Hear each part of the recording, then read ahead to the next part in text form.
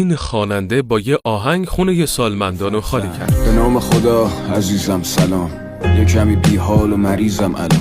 شاید خیلیاتون یادتون نیاد، ولی وقتی آهنگ پدر از یاس منتشر شد، خیلی رفتن پدر و مادرشون از خونه سالمندان آوردن خونه. یاس همیشه همین بوده. اولین رپریه که مجوز رسمی گرفت، چون برعکس خیلی دیگه هیچ وقت از کلمات رکیک استفاده نکرده. موزیکاش همیشه درباره میهن پرستی و درد مردم بوده. وقتی فیلم زهرا امیرابراهیمی پخش شد، اولین نفری بود که آهنگ CD رو بشکن و در دفاع از خانم‌ها منتشر کرده. یاسر بختیاری معروف به یاس متولد رضوان شهر گیلانه. بهش میگن پدر رپ ایران، چون کلاً که رپ با یاس شروع شد. بچگیش رو توی تهران گذروند و وقتی پدرش از دست داد مجبور شد برای خرج خانواده تو شرکت بازرگانی عموش کار کنه. حتی یه مدت با پیکان مسافرکشی می‌کرد. برای مردم بم و حتی برای فقر مردمم آهنگ خونده و برعکس تصور خیلیا مهاجرت هم نکرده و توی خود ایرانه. اون فقط یه خواننده نیست، بلکه صدای مردمه. برای همین اینقدر برای همه عزیزه. اگه منتظری برای یه بارم که شده کنسرتشو بری لایک کن و بگو اولین آهنگی که از یاس شنیدی چی بود. برای شنیدن جدیدترین اخبار و ترندهای دنیا سیکو پیکو فالو کن.